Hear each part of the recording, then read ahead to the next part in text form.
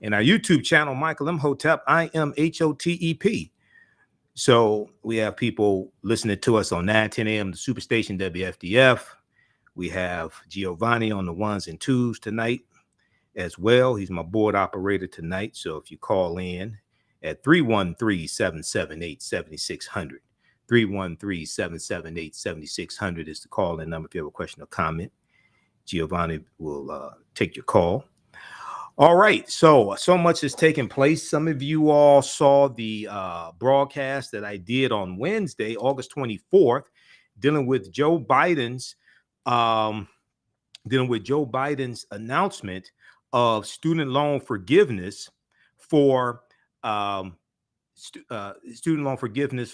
students who have debt.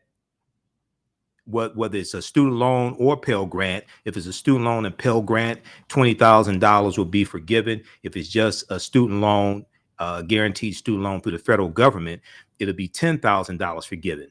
Now, so I did a 2-hour broadcast on Wednesday breaking this down. And we're going to give you some more information today. This is going to have a huge impact on the African-American community. We know, generally speaking, you're going to have 20 million borrowers who are going to have their debt wiped out. And you're going to have about 500,000 African-American families who are going to go from a negative net worth to a positive net worth. There's been a number of different stories dealing with how this will impact the African-American community as well. So we're going to talk about some of that on today's show. Okay. And I was on a call I was on a Zoom call, my first ever Zoom call with the White House. Not my first ever Zoom call. I've done a lot of Zoom calls, but I got invited on Thursday. I got the email because I follow the White House, and I know some people. I know a few people here and there, I guess.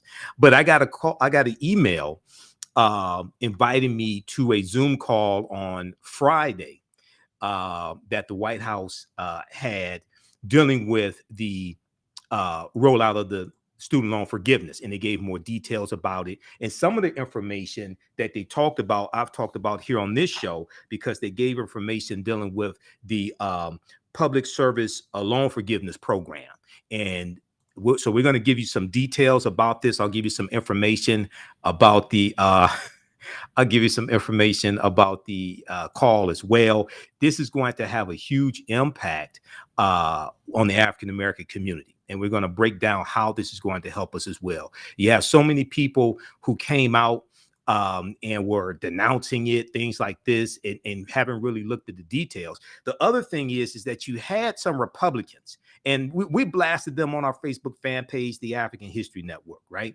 You had some Republicans like Marjorie Taylor Greene. You had some like Sugar Daddy Matt Gaetz out of Florida, who I call the white R. Kelly, because he's dealing with federal investigation, dealing with trafficking underage girls, okay, for sex purposes, things like that. Sugar Daddy Matt Gaetz, who I call the white R. Kelly, out of Florida.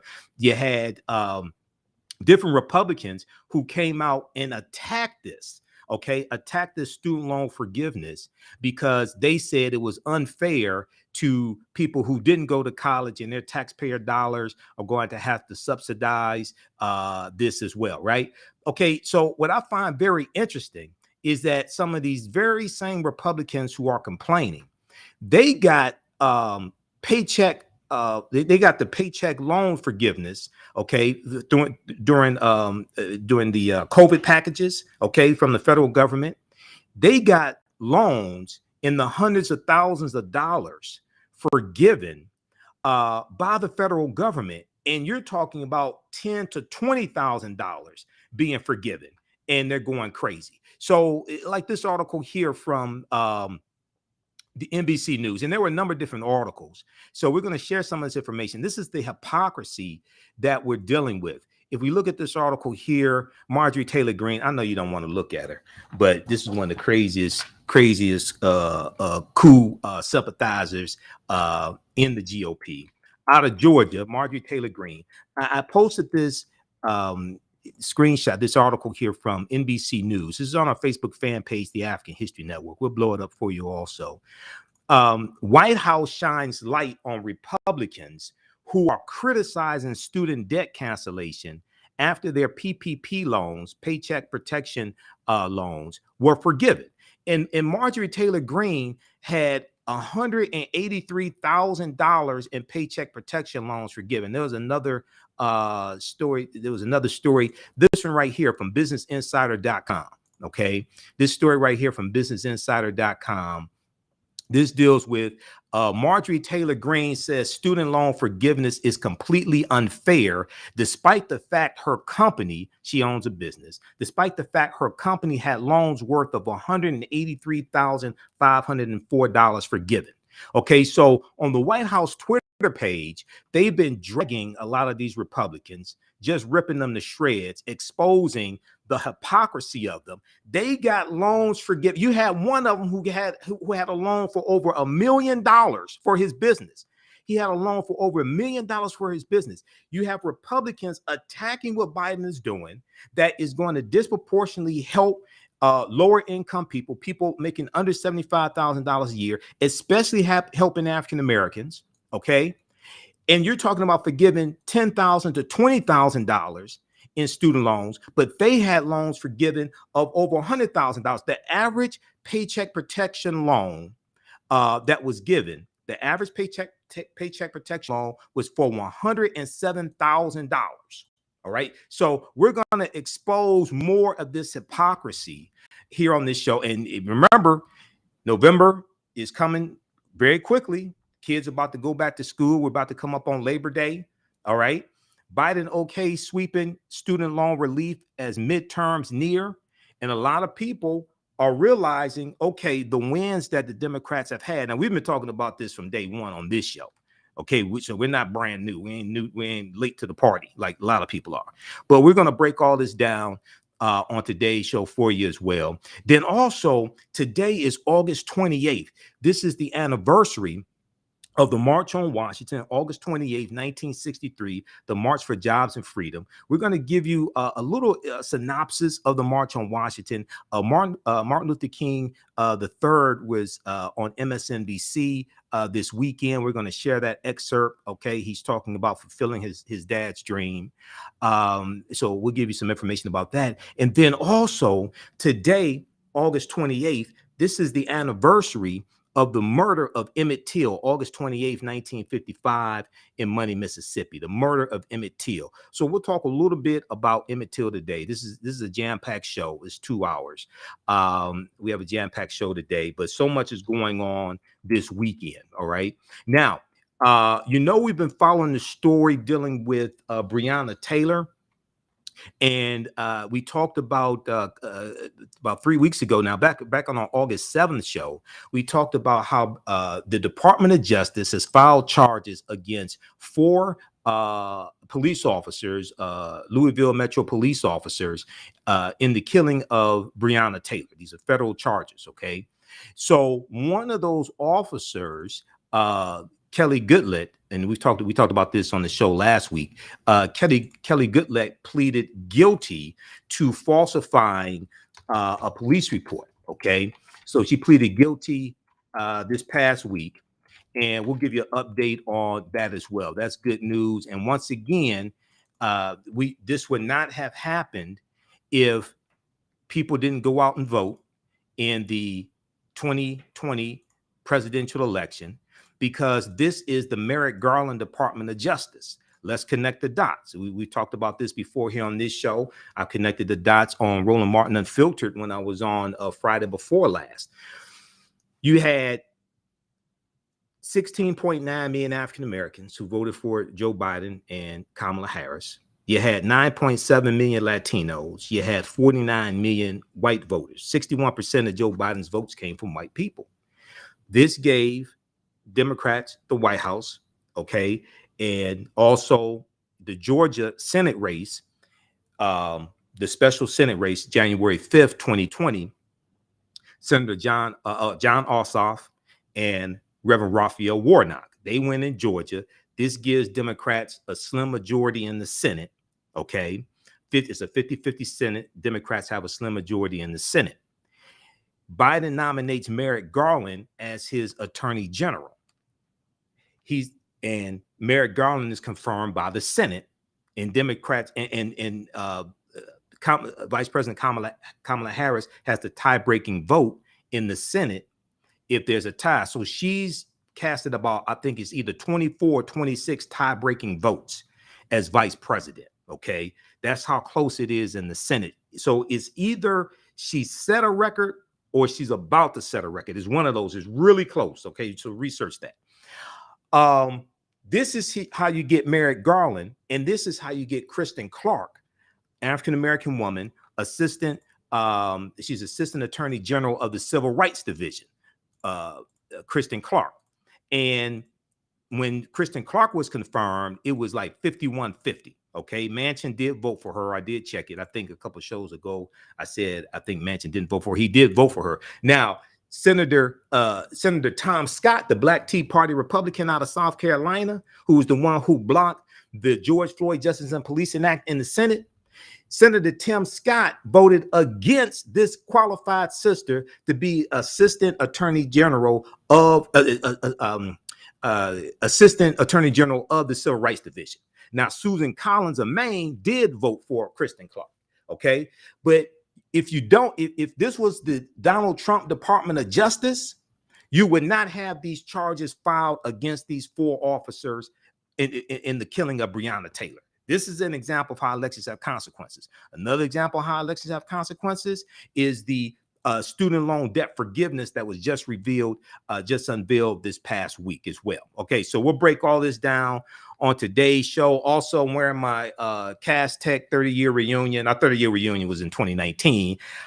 I wore this for the first time yesterday because at Cass Tech, we had our Alumni Day, Family Fun Day, okay? So Cass Technicians, you can give us a call as well. Listen to the African History Network show. I'm Michael Imhotep. We'll be back in a few minutes. Stand by.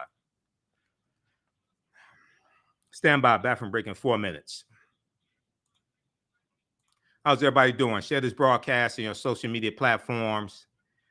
Invite your friends to tune in also. Okay, stand by, everybody. Hold on. Stand by. All right. People saying hi to me. How's everybody doing? Share this broadcast to your social media platforms. You can, we'll be back from break in 4 minutes. Let me get ready for this next segment. I just got back from an event. I was at Blues in the Park here in Detroit. Blues in the Park. It takes place on Sundays. I was the youngest person there. I'm 51. I was the youngest person there. But it's cool, though. It was good. It was all right. I was a vendor there. Okay, let me get ready for this next segment here. And we got Breonna Taylor. We've got this stuff coming up. Okay, back from break in 3 minutes. Stand by. Okay, hopefully the audio is coming through. All right. All right. I may be grinning a lot during the show. I'm just forewarning you. But we have some really good information coming up dealing with the student loan forgiveness. So everybody stand by, share this broadcast on your social media platform. We have new classes starting up also this week of ancient Kemet, the Moors, and the Ma'afa, understanding the transatlantic slave trade, what they didn't teach you in school. We have that starting up as well. Okay, back from break in 2 minutes. Everybody stand by. Okay, I got to get ready for this segment here.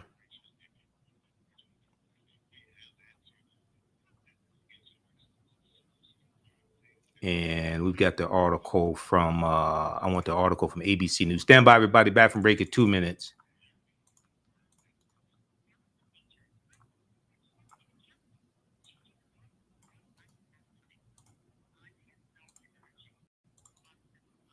Back from break in 1 minute, everybody.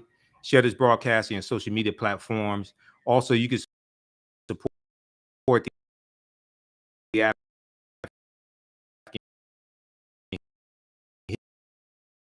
History Network. We definitely need your support.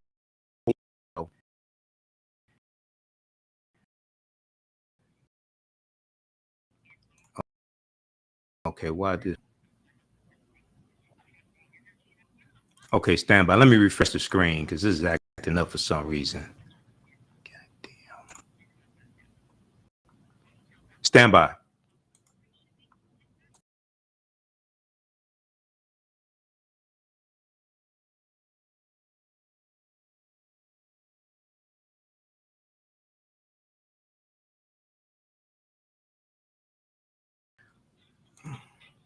Welcome back to the African History Network show right here on 910 a.m. the Superstation, the Future Radio. I'm your host, Brother Michael Imhotep. All right. Also, you can support the African History Network, $ TheAHNShow through Cash App, $ TheAHNShow through Cash App, also through PayPal, paypal.me/TheAHNShow, paypal.me/TheAHNShow. Definitely need your support. This helps us keep doing the research, stay on the air, keep broadcasting, etc. Cover some of the expenses. All right. We also have new classes starting up this week, Thursday, September 1st. Ancient Kemet, the Moors, and the Ma'afa, understand the transatlantic slave trade, where they didn't teach you in school. So we'll give you some more information about that. All right, Giovanni, we're gonna start with clip number 2 here in just a minute. On the African History Network show, we focus on educating, empowering, and inspiring people of African descent throughout the diaspora and around the world, because right now it's correct your own behavior. What you do for yourself, what you do to yourself, and what you allow other people to do to you and get away with is based upon what you think about yourself. What you think about yourself is based upon what you have been taught about yourself. What you've been taught about yourself is based upon everything you've read, heard, and seen about yourself. So okay? Sound about to come through, Giovanni? Am I sounding all right? Let me know. If we go to this, okay, thanks. If we go to this first article here from Politico.com. Biden Okies sweeping student loan relief as midterm year. The plan comes after months of deliberations.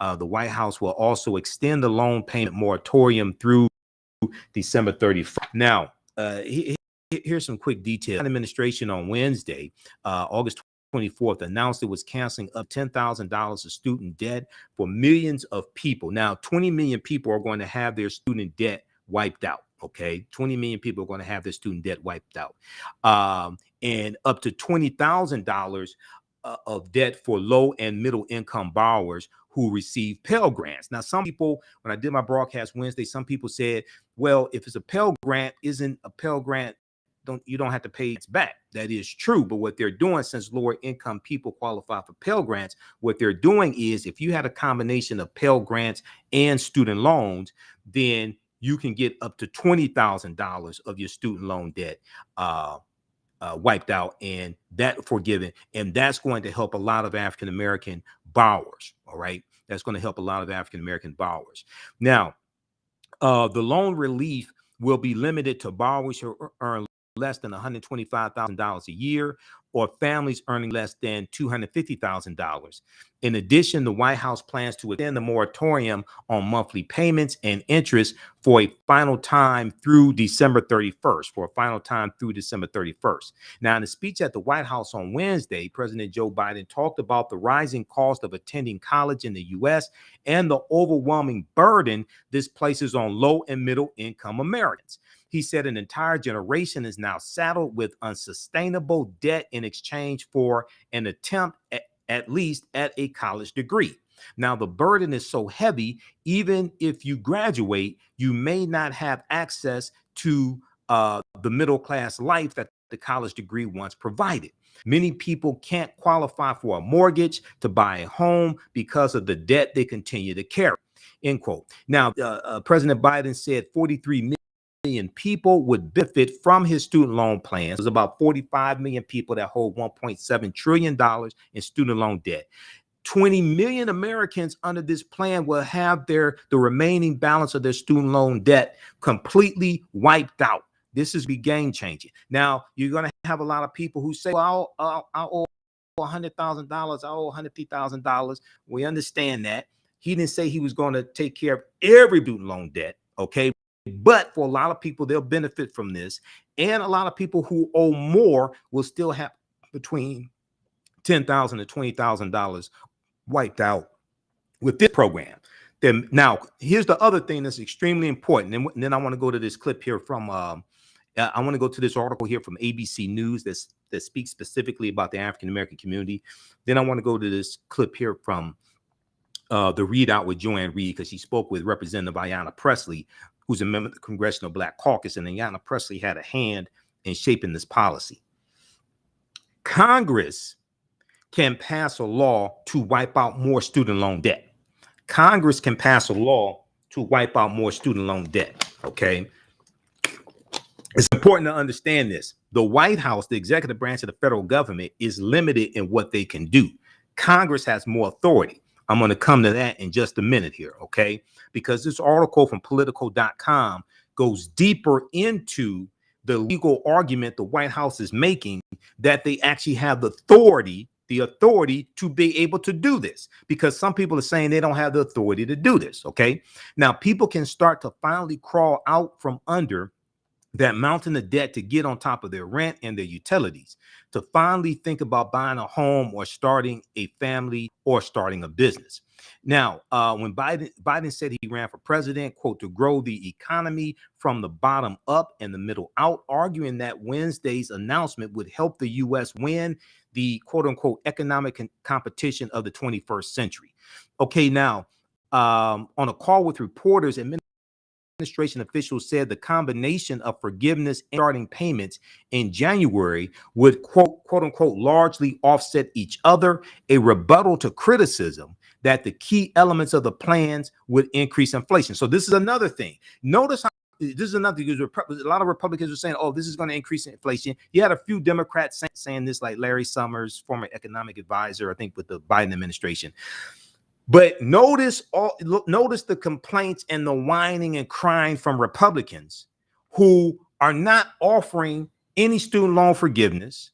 And not only that, you had 5 Republicans. Well, you had Senator Willard Mitt Romney, okay, and you had he proposed a bill to strip Biden from the ability to forgive student loan debt.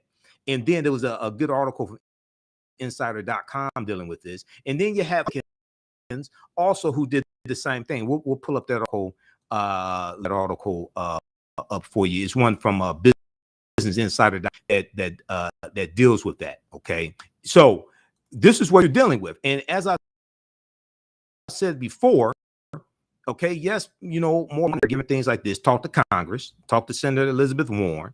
All right, but don't compare Biden to perfection. Don't compare Biden to the almighty. Compare Biden to the alternative. Okay, compare Biden to the alternative. This is what we have to understand. Okay, why is this freezing up? Okay, this is what we have to understand, because the alternative is the Republican Party, right, who are attacking this. Okay, now let's go to I want to go to this article from Politico.com, because in the article from Politico, it has information dealing with the legal argument. Senate Majority Leader Chuck Schumer of New York. Let's see here. Okay. All right, let's go. I want to go back to this article from Politico, because it lays out the legal early, like August 24th, when this plan. All right. Senate Majority Leader Chuck Schumer, a leading proponent of canceling student debt, urged to provide as much relief to borrowers as possible. Senator Elizabeth $50,000 said he did not think he had the authority as president to forgive $50,000.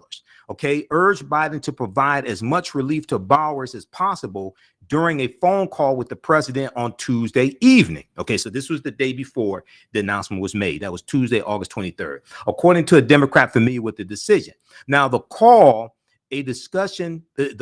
followed a discussion that senior White House officials, including Chief of Staff Ron Klain, had with Senator Chuck Schumer, Senate Majority Leader, and Senators Elizabeth Warren and Senator Raphael Warnock.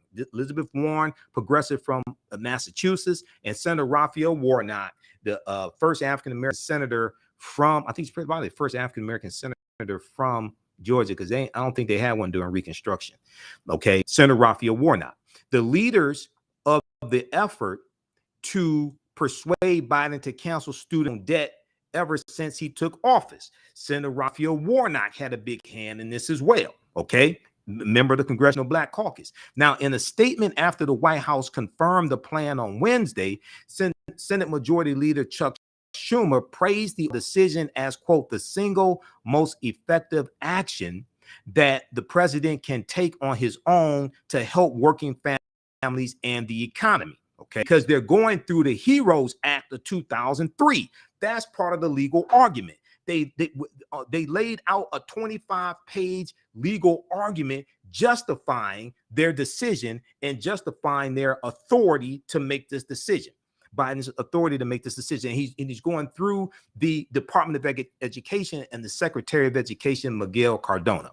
Now, the 11th hour deliberations over debt relief come as the White House stares down a self-imposed deadline for addressing the issue, the pandemic-related moratorium on interest and payments, which started in March 2020. In the Trump administration has been extended 4 times by Biden. It's set to expire August 31st. So now it's going to expire December 31st. Now, studentaid.gov. Aid.gov is the website you can go to for more information. They haven't laid out the application yet. Okay, all that information, more details are going to come by December 31st. 2022. The website I'm hearing has been crashing some, but it's studentaid.gov. That's where you can go to get updates. Now, progressive Democrats, civil rights organizations like the NAACP and labor unions have all urged President Biden and the Biden administration to provide large amounts, as much as $50,000 per borrower, of loan forgiveness to people across the board. Now, the White House has struggled for more than a year over the issue of student debt cancellation. During his campaign, Biden promised to forgive up to $10,000 for all federal student loan borrowers. Forgive up to $10,000. He never promised $50,000, anything like that. Okay.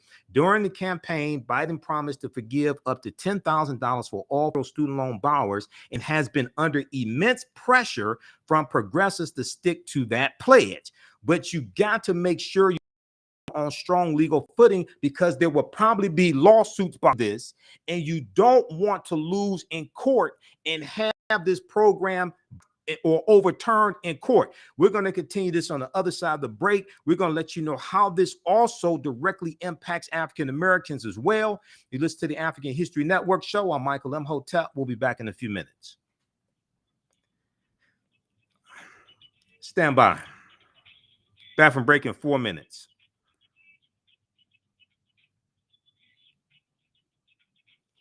Okay, share this broadcasting on social media platforms. Invite your friends to tune in. Stand by, everybody. We got some good stuff coming up for you.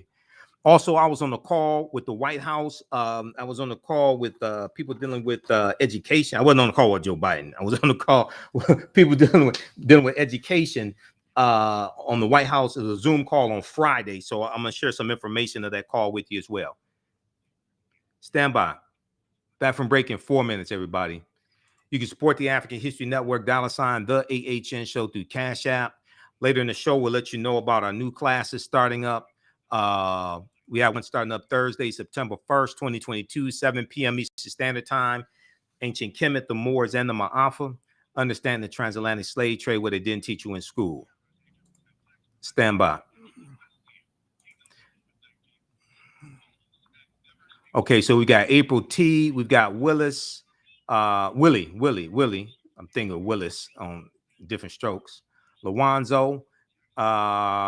We got some spammers. We've got Marnice as well.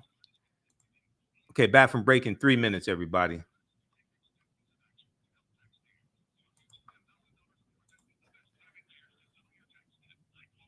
I want you to hear Representative Ayanna Presley from the readout with Joanne Reed.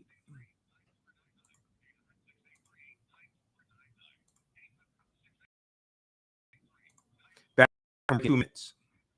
Okay, I want to go to this legal portion, because this legal portion is extremely important, because so many people have been saying, oh, all Joe Biden has to do is sign an executive order. Look, I've been on a committee to write an executive order to write an executive order for the city of Detroit. No, you just don't sign an executive order. Executive orders have to be written, one, and they have to be researched, and you have to make sure that you're on strong legal footing as well. So you have to coordinate with your corporate counsel. You have to cooperate with White House counsel. It's not as easy as people think it is. Okay, back from break in 1 minute.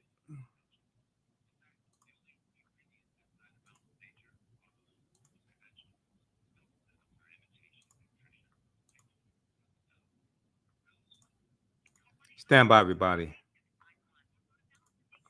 Okay. Am I coming through all right? Can y'all hear me okay?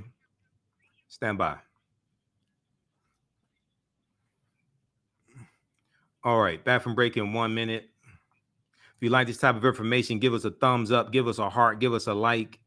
If you support us, you donate through Cash App or PayPal while we're on the air, we'll give you a shout out also. We definitely need your support because this helps finance. I don't get paid to do none of this stuff, so this helps finance this. I don't get paid to do radio, any of this, and we have a lot of welcome back to the African History Network show right here on 9:10 a.m. the Superstation, the Future Radio. I'm your host, Brother Michael Imhotep. It is Sunday, August 28th, 2022, and we are live. Okay, visit our website, TheAfricanHistoryNetwork.com, TheAfricanHistoryNetwork.com, and we'll have information there. You can register for the online classes I teach. We have new classes starting up Thursday, September 1st. 2022, 7 p.m. to 9 p.m. Eastern Standard Time. We'll give you more information about that. Okay, I want to go back to this year, and shout out to all the cast technicians as well. We had our Cast Tech Alumni Family Fun Day on Saturday, so it was good. That's why I'm wearing. So I wore this shirt. So my 30-year reunion was 2019. I graduated in 1989. I know I don't look it. I know I look young. All that. Okay, so that's a whole nother story. But I forgot I had this shirt. This shirt was in the package for like 2 years. I wore this for the first time yesterday. Okay. And I wore it again today. And I said, I'm going to wear it on the show tonight. So shout out to all the cast technicians out there as well. And my mother's a Phi Beta Sigma Fraternity Incorporated, and our sisters is Zeta Phi Beta Sorority Incorporated as well. All right. I want to go back to this article from Politico. Then we want to go to this clip here from the readout with Joanne Reed.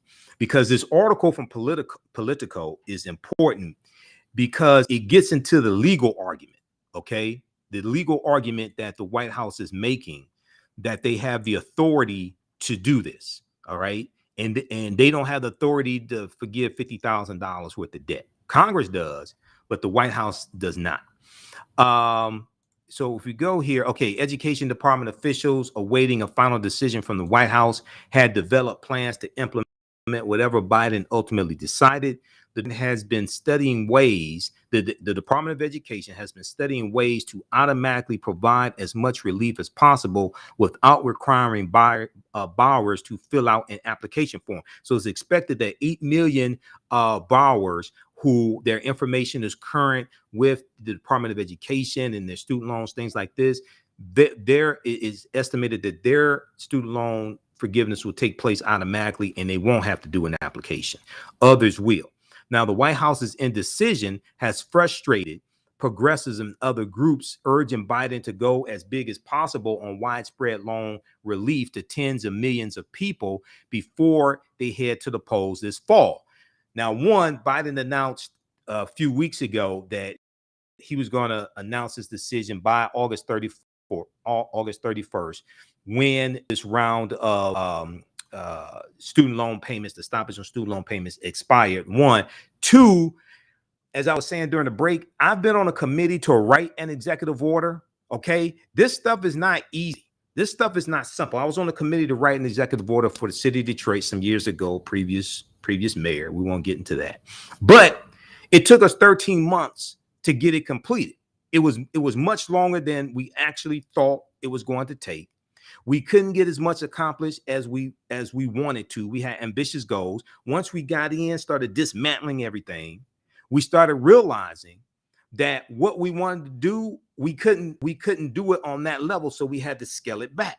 Okay. It took us 13 months to get it done. And we had to coordinate with corporate counsel. At the time was Sharon McPhail, corporate counsel, because your legal counsel has to navigate this and is in charge of this, because you're dealing with laws, okay? And you're trying to avoid a lawsuit. You don't want the city to be sued, and if the city gets sued, you want to make sure you're on strong legal footing to actually win. There was, I think, each meeting we had like probably 6 department heads from the city that met, that were part of the meeting, things like this.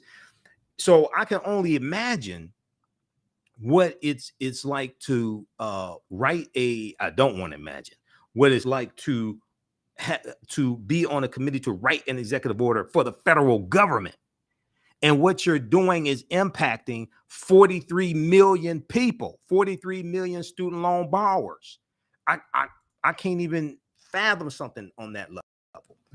Okay, now the uncertainty around whether monthly payments were going to restart also sparked sharp criticism from the loan servicing companies, because a lot of people don't talk about them, okay? And the loan servicing companies will be complaining and talk about, oh, you know, don't forgive as much, etc. From the loan servicing companies that manage federal student loans. Now, the Student Loan Servicing Alliance, which represents federal student loan servicers, warned the Department of Education on Monday, that the administration's indecision was risking operational disruptions to the repayment system. Okay, so there's a bunch of moving parts here. People think Biden just sits there and just signs his name to a piece of paper. That's not how it works in the real world. No, you're dealing with moving parts. You're dealing with entities. You're dealing with ramifications that the average person doesn't even think about. Okay, now, education department officials have previously told loan servicers to hold off on sending borrowers bills about their payments, resuming in September. But the companies say that the uncertainty so close to the deadline is pushing the repayment system to the brink of major problems. That includes the possibility that automated messages may send incorrect information to borrowers in the coming days, even if the administration decides to extend the relief. All right. Now, there's a part here dealing with this part right here. This is what I want to get to. This deals with the legal argument, because you're dealing with law. You're not just dealing with a executive order is not a proclamation like the president is king. No, you have to fall within the guidelines of the power that the executive branch has and be legal. You have to fall within legal guidelines. Now, education department officials on Wednesday released a 5-page legal memorandum,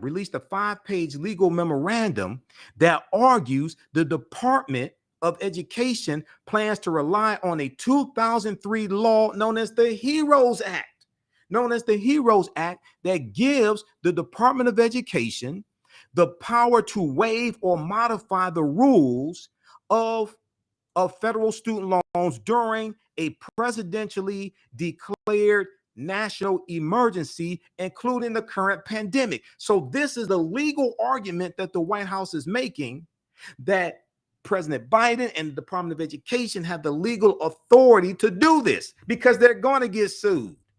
And you want to make sure you're on strong legal footing. You can't just go out there, just conjure up some executive order. You'll be in a world of trouble. That's not how the real world works.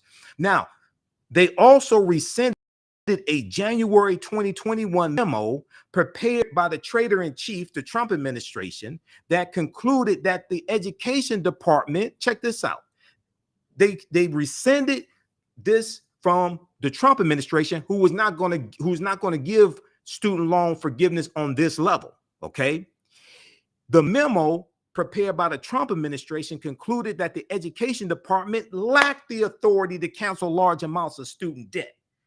They're dealing with all these different ramifications.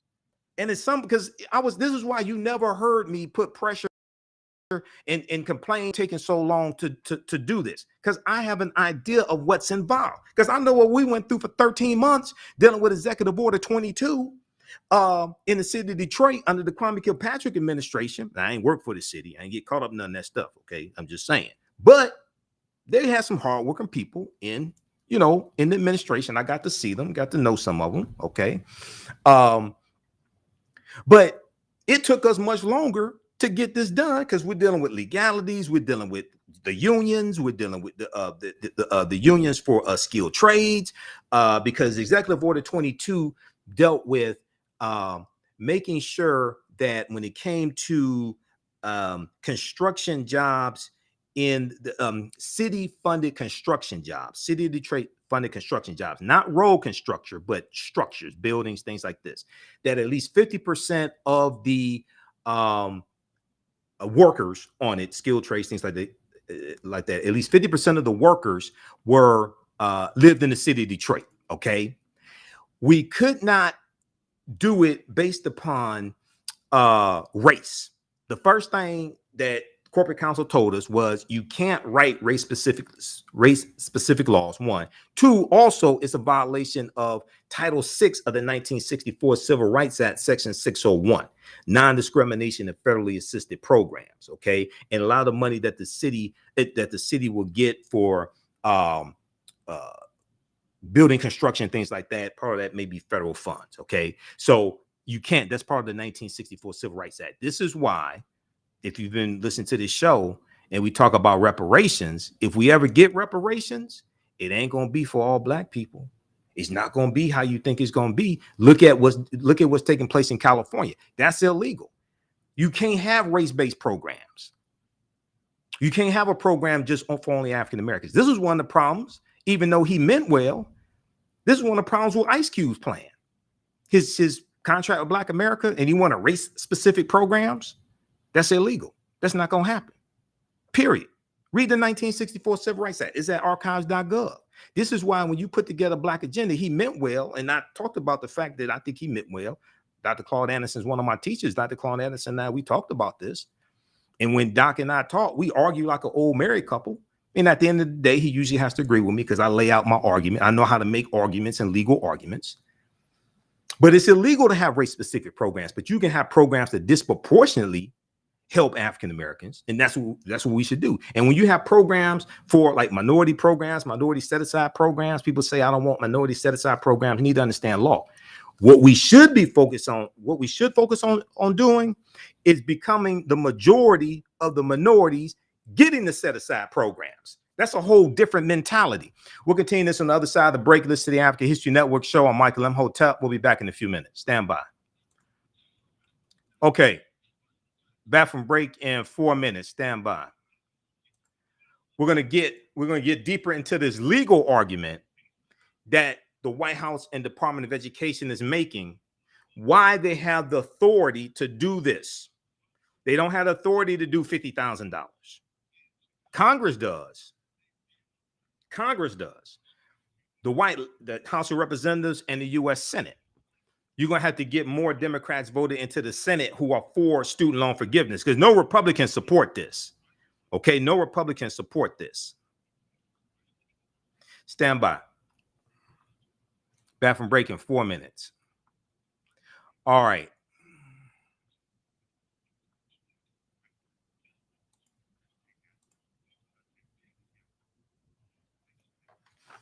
Okay.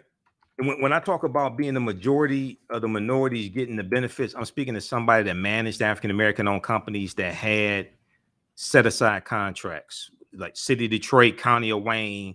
We had certifications for minority business, minority business certifications, small business certifications, things like that. I'm speaking to somebody who managed a company who had government contracts, as well as state of Michigan.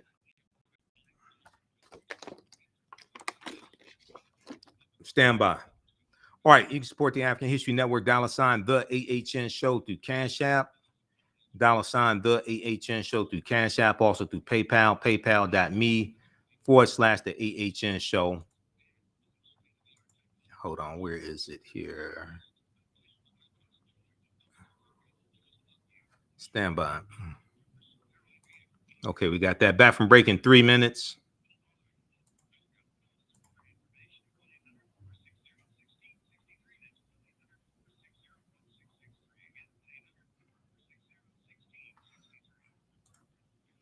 We have the information on our website, AfricanHistoryNetwork.com also. So if you support us during the show, we'll give you a shout out here on the air. TheAHNShow or AfricanHistoryNetwork.com. We got the information here. And click on Cash App. It takes you right here. You just scan that and you can support us. Stand by. Back from break in 2 minutes. Stand by. We're on commercial break. Mandatory commercial break.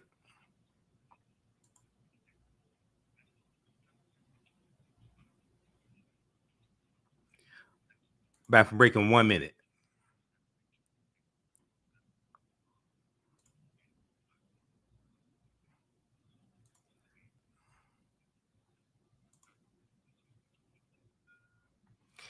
Welcome back to the African History Network show right here on 910 AM Superstation Future Radio. Okay, we'll go to the phone lines here in just a minute. I got to get through some more of this information. Calling numbers 313-778-7600.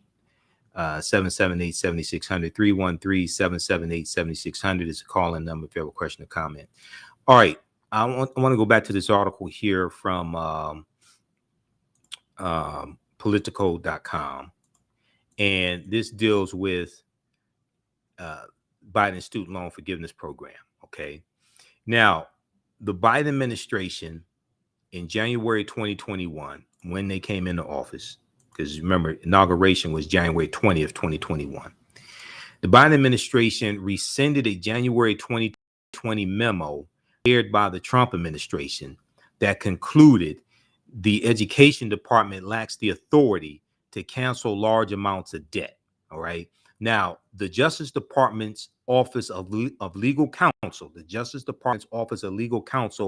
also released a 25-page memo that explains in more detail why the administration believes it has the power to cancel large amounts of debt, okay, as a response to address the financial harms to borrowers stemming from the pandemic. So they have to make a legal argument. This takes research to be able to put together this 25-page memo that lays out the legal argument why the Biden administration has the authority to do this. And it goes back to the 2003 HEROES Act. Once again, all being able to put together these policies, this is more than just signing your name to executive order. And actually, with this, from my research on this is not even an executive order, because Biden did not sign an executive order August 24th. When you go through and read on the broadcast I did Wednesday, we went through the fact sheet released by the White House. Okay, this right here from August 24th. Fact sheet Biden. Let's pull this up here. This fact sheet here at whitehouse.gov. Fact sheet: President Biden announced a student loan relief for borrowers who need it most, August 24, 2022. This is like 11, I think this was 11 pages when I printed it out, something like 11 or 14 pages, because we printed this out. Okay. Nothing in here talks about an executive order either. All right. The skyrocketing cumulative federal student loan debt, $1.6 trillion and rising for more than 45 million borrowers, is a significant burden on America's middle class. Middle class borrowers struggle with high monthly payments and ballooning balances that make it harder for them to build wealth, like buying homes, putting away money for retirement, and starting small businesses. Okay, so check this out here. I did a 2-hour broadcast on Wednesday, so go back and check that out. That's on our Facebook fan page, The African History Network, our YouTube channel, Michael Imhotep, IMHOTEP, and I think we have it in audio podcast platform as well. So wherever you get your audio podcast from, search for the African History Network show, and download the iHeartRadio app as well, because we're on iHeartRadio. Okay, now this article right here from ABC News, they had a really good article. Biden's loan forgiveness plan to heavily impact Black borrowers. So you had all these people out here, all these Simple Simon people out here running their mouths, don't do research, and just say, oh, that's nothing, blah, blah, blah. Okay. No, this is a big deal. Let's put it like that. But I don't want to quote Joe Biden what he said about the Affordable Health Care Act, but this is this is a big deal. Biden's loan forgiveness plan to heavily impact Black borrowers. 20 million people will have their loans completely wiped out. Now, this is from August 26, 2022. Biden, let's close this video out. Biden's plans to cancel student loan debts will particularly impact African Americans who carry much of the burden of student loan debt, The quote, the burden is especially heavy on Black and Hispanic borrowers who on average have less family wealth to pay for it, Biden said in a tweet. And the pandemic only made things worse. End quote. Now, for those making under $125,000 a year, 10,000 in loans will be erased. For borrowers who receive federal Pell Grants, which is aid given to undergraduate students who display exceptional financial need, up to $20,000 in loans could be canceled. Nearly 45% of borrowers, or 20 million people, will have their debt fully canceled, according to the White House. Now, for the remaining 55%, a new plan will offer more relaxed terms for loan repayment. They're going from paying 10% of discretionary income per month down to 5% of discretionary income. That's going to be a huge savings for a lot of people. This means cutting the amount that borrowers have to pay each month in half, from 10% to 5% of discretionary income, and covering borrowers' unpaid monthly interest, among other efforts. Now, I just can't underscore what a huge deal this is in millions of borrowers' lives, said Kyra Taylor, Kyra, K-Y-R-A, I think that's Kyra Taylor, an attorney at the National Consumer Law Center. When we look at the impact on people of color, especially African Americans, several racial advocacy groups have cheered Biden's decision as a, quote, step in the right direction, end quote. Approximately 1 in 4 African Americans have negative net worth.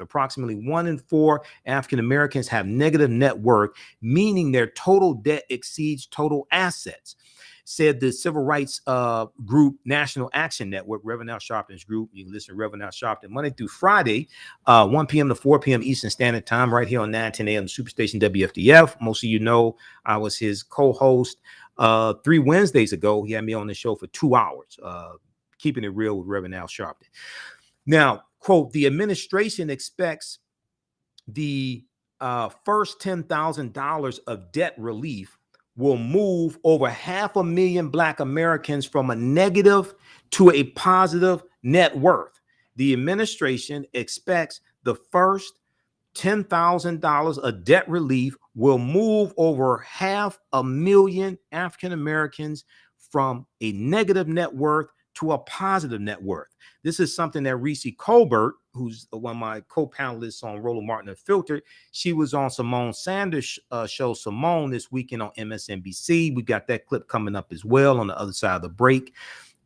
This is huge. So people who are running their mouths, popping off at the mouth, don't do research. I call them mouth poppers because they pop off at the mouth. They're not talking about this. All right. Now, more African American students take out loans than white students. 71% of African American students take out loans, compared to 56% of white students, according to the research organization Data Initiative. Okay. Let's see. Let's do this here. I know we're coming up on a break. Let's go quickly to the phone lines. Let's go to Raymond, and then Raymond will hold you over on the break as well. Hey, Raymond, thanks for holding. Welcome to the African History Network show. Okay, we'll get straight. We'll talk to Raymond on the other side of the break. You listen to the African History Network show. I'm Michael Imhotep. We'll be back in a few minutes. Stand by. All right, stand by, everybody.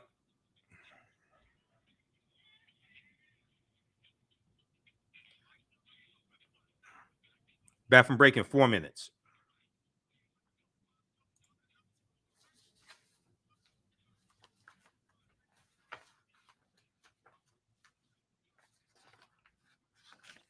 Back from break in 4 minutes. Stand by.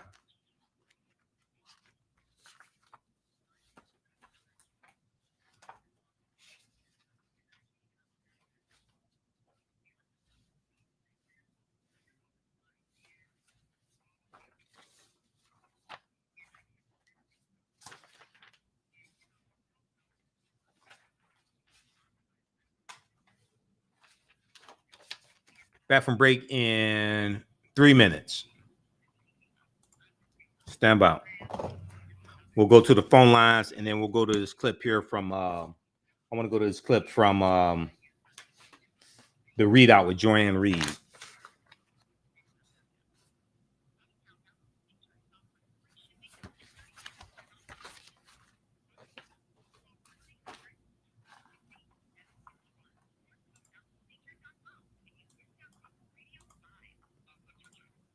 All right, back from break in 2 minutes. Okay, who we have here?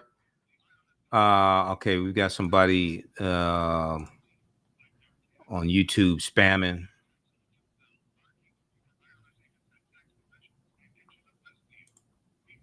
They always have some of the dumbest people on YouTube. Okay, we've got Ruby, we've got Tony. Okay. All right, back from break in 2 minutes. Stand by. Back from break in 1 minute.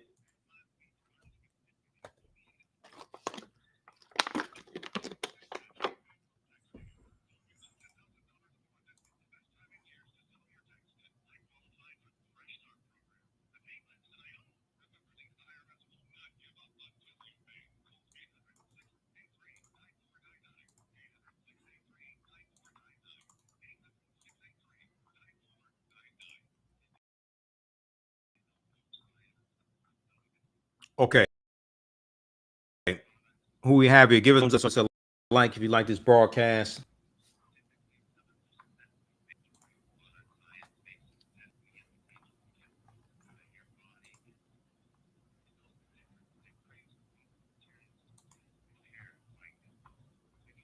We've got, let's go here.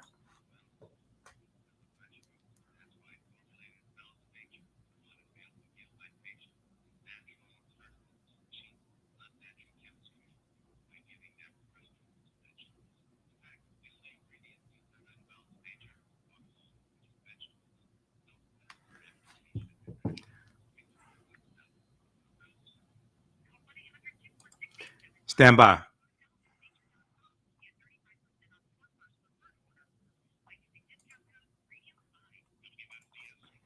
Detroit, 910 AM Superstation, a division of Adele Media. The program of the producers and appearing on the program and do not necessarily reflect the views and opinions of 910 AM Superstation, Adele Media. Welcome back to the African History Network show right here on 910 AM Superstation. All right, I'm your host, Brother Michael Imhotep. It is Sunday, August 28th, 2022. This is the anniversary of the March on Washington, and we'll talk a little bit about the March on Washington as well in our second hour. And also, we have a new class starting up. On Thursday, September 1st, Ancient Kemet, the Moors, and the Ma'an for understanding the transatlantic slave trade, what they didn't teach you in school. So we'll give you some information dealing with that as well. Okay. All right. And people are texting some questions to me as well. You may see me smiling a lot during the show. Somebody special is texting me her question. Okay, so we'll get to that as well. Approval through Congress. Is the student debt loan forgiveness approval through Congress? No, it's not through Congress. Very good question. You've been paying attention. Very good question. You get an A star today. No, it's not through Congress. It goes back. This is why I went through this explanation here, and then we're going to Raymond on the phone lines in just a second. Stand by, Raymond. This is important for people to understand this. This is not something that has to pass through Congress. Now, if they want to, if Senator Elizabeth Warren and Chuck Schumer want to forgive more student loan debt, that has to pass through Congress. This right here is based upon the HEROES Act of 2003, which is already law. It already passed Congress. Education Department officials on Wednesday released a 5-page legal memorandum that argues the department plans to rely on a 2003 law known as the HEROES Act that gives it power to waive or modify the rules on federal student loans during a presidentially declared national emergency, including including the current pandemic, which has been declared a national emergency. So this is the legal argument, okay? It doesn't have to pass through Congress because the HEROES Act is already law that passed through Congress in 2003. They also, the Biden administration, elections have consequences. They also rescinded a January 2021 memo prepared by the Trump administration that concluded the education department lacked the authority to cancel large amounts of student debt because they didn't want to do that. Basically speaking, there was some student debt that was canceled. A lot of that had to do with for-profit colleges under clueless Betsy DeVos, who should have never been Secretary of Education. Okay. Now, the Justice Department's Office of Legal Counsel also released a 25-page memo that they released this, I think it was August 24th, that explains in more detail why the administration believes it has the power to cancel large amounts of debt as a response to address the financial harms to borrowers stemming from the pandemic. Okay, so check out this article here from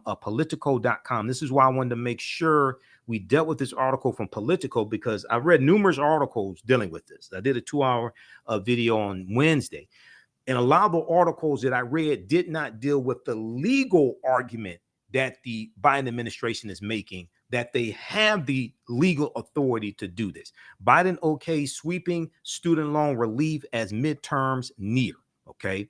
All right. Let's go to the phone lines. Let's go to Raymond, line 1. Hey, Raymond, thanks for holding. Sorry for the delay. Welcome to the African History Network show. Tell us where you're calling from, Raymond. Yeah, just a little quick question. A lot of people upset about Biden giving us student loan forgiveness. But in 1978, they had the bankruptcy student loan forgiveness, stopped that forgiveness program in 1978. Nobody was complaining about when everybody took bankrupt and got rid of the student loans then. So what happened then when they passed the line? Right. Now, a lot of people are upset, like who? Because there's some Republicans upset. There's a lot of Republicans upset, but a lot of these Republicans, they got paycheck protection loans canceled by the federal government. Okay. All right. Keep listening, Raymond. Yeah, keep listening, Raymond. I appreciate it. We're about to go to that. Okay. Thanks for calling, Raymond. Thanks for holding. All right. Okay, thanks. Okay, Giovanni, we're going to go to clip 2 here in just a second from the readout with Joanne Reed. But I want to show people this right here. You know, at the top of the show, we talked about people like Marjorie Taylor Greene, who is complaining about $10,000 to $20,000 of student loans being forgiven for 43 million people. Okay, $10,000 to $20,000. It's expected that it'll cost $500,000 is expected to cost I think it's between 300 to 900 billion over the next 10 years. The number that I'm hearing is 500 billion over the next 10 years to the federal government. Some of that's going to be offset also by increasing taxes on corporations that haven't been paying taxes, right? But let's look at this graphic here. Paycheck Protection Program loan forgiveness.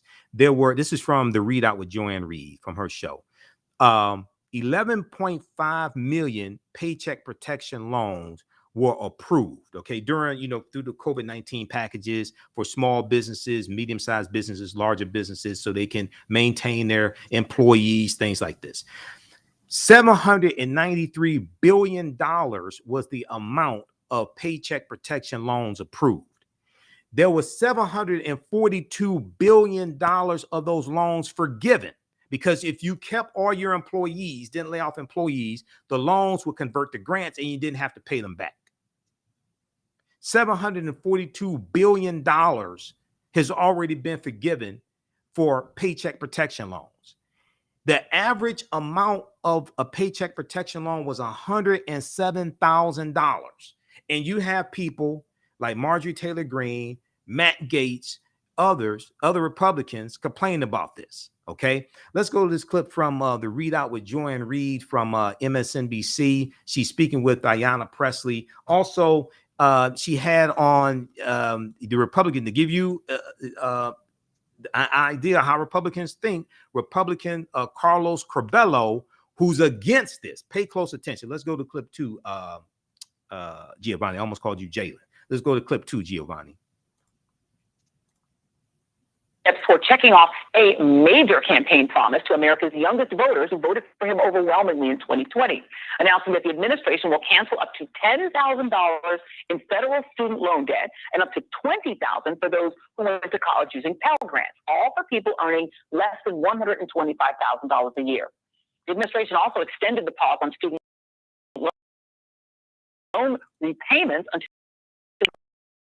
1 million people have federal student loans, and more than half of them are less than $20,000. A recent poll asked voters 18 to 34 what they thought about debt cancellation, and 71% said they support wide-scale loan cancellation. That includes 56% of Republicans and 66% of independents.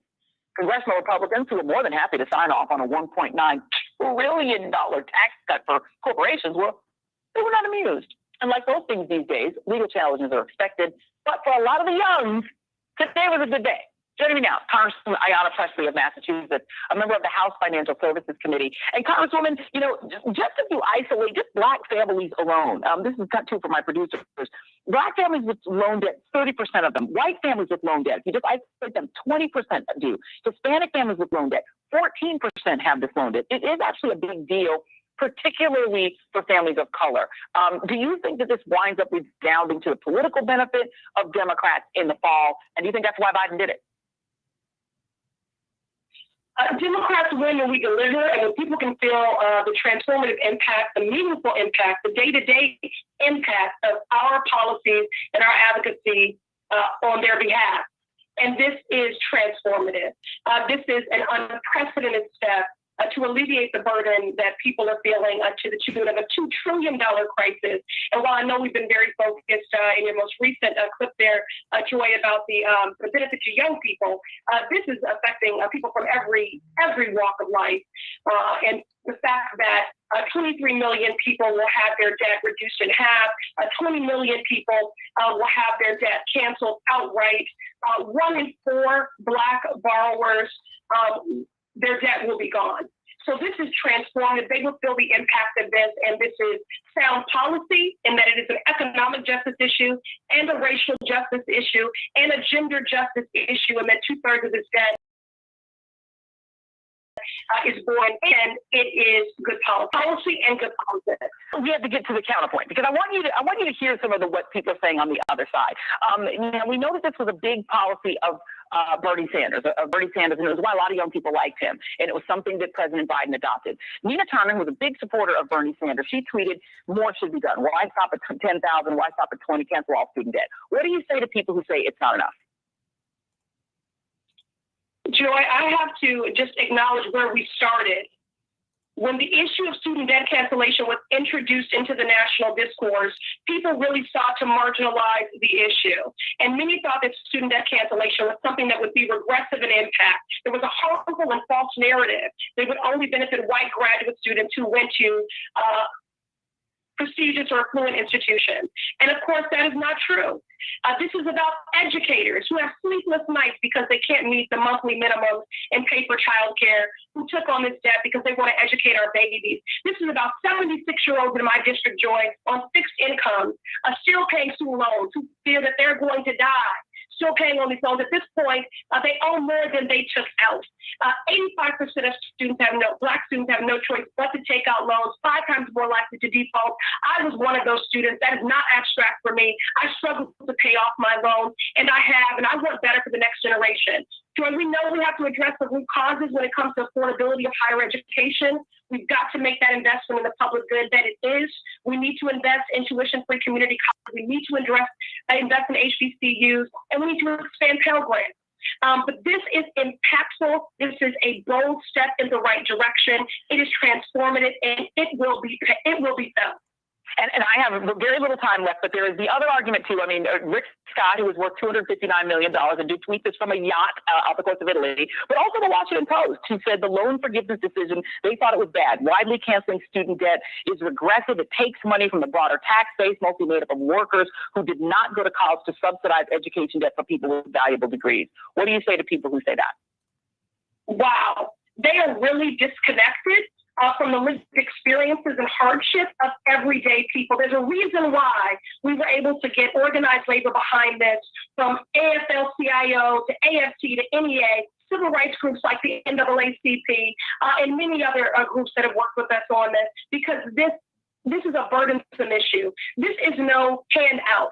Our colleagues across the aisle don't know what a hand up looks like. That's why they didn't want a child tax credit. That's why they didn't want to give life-saving health care to veterans. That's why they didn't want to give stimulus checks to people in the midst of a pandemic or make sure they remain safely housed. Democrats are connected to the pain that everyday people are experiencing, and we are doing something about it, which is why we passed the Inflation Reduction Act, and which is why today this unprecedented step by President Biden, heeding our calls. This has been 2 years of blood, sweat, and tears, and you will not break my soul. Well, and quoted Beyonce too while she's doing the great Ayanna Pressley, Congresswoman. Appreciate that. All right, let's bring in for some counterpoint. Former Republican Congressman Carlos Corbello heard what the Congresswoman had to say. What would be your answer? Joy, good evening. I certainly understand the perspective. For me, the decision is that it's going to encourage more young people to get into this system where they are paying colleges and universities a lot more than the product that they're getting back. I mean, this is a fundamental problem here, right? That colleges and universities are charging absurd amounts for these degrees that really aren't worth what they're charging. And the government, all of us, taxpayers, are part of this scheme. And now this is going to create the expectation for a lot of young people who have to decide now, how much should I take out in student loans? Well, maybe this is all going to be forgiven in the future, or maybe a portion of it will be forgiven. So we're really sucking more people into a system that has failed young people and students for quite a few decades now. I give you the biggest problem. I don't think I understand your argument, because if what you're saying is that college is very unaffordable based on what you're able to get back in income afterwards, then how can you argue that it's not a good idea to relieve the debt that's been built up? Because it also sounds like you're arguing more young people shouldn't go to college, which also doesn't seem like a pretty strong argument, a very strong argument. But let me ask you, Joy, where's the accountability here? If the colleges and universities are overcharging, why aren't they refunding these students this money? Why do they get to keep the money? Why do American taxpayers have to subsidize this broken system? And that's the problem with this decision that we're just encouraging. We're further encouraging this system, because now we're going to create an expectation that, hey, it doesn't matter how much you take out in loans and pay X or Y college or university, because in the future we're just going to forgive $10 or $15 or $20,000. Don't you see the moral hazard there? We're feeding a system. And by the way, the people who get paid at these colleges and universities, they make a good amount of money. They have great pension systems. Okay, so that was gets a facelift and is now. All right. They went to break without the exit music. We'll continue this on the other side of the break. So that was Representative Carlos Corbello, former Representative Carlos Corbello, who's a Republican who made no sense whatsoever, because if you want to change that system, Congress has the authority to do that. Now, part of what Biden laid out is dealing with starting to address that as well. Republicans are not dealing with this at all. We'll continue this on the other side of the break. Stand by. You listen to the African History Network show.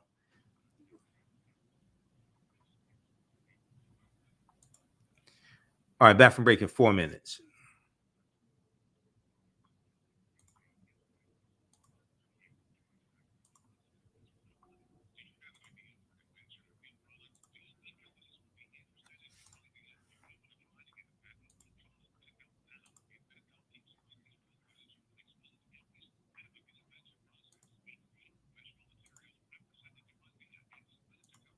Back from break in 3 minutes.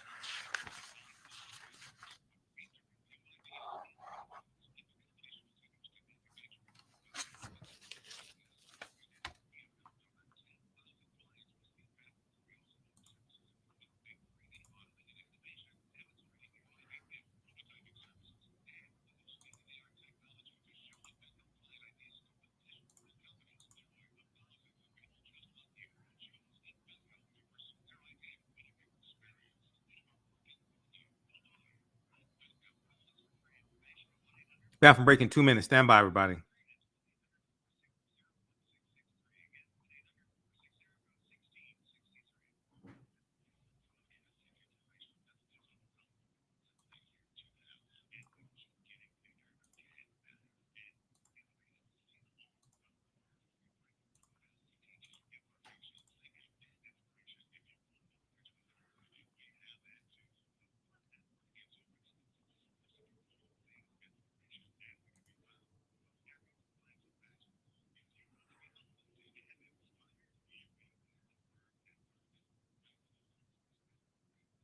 Bathroom break in 1 minute.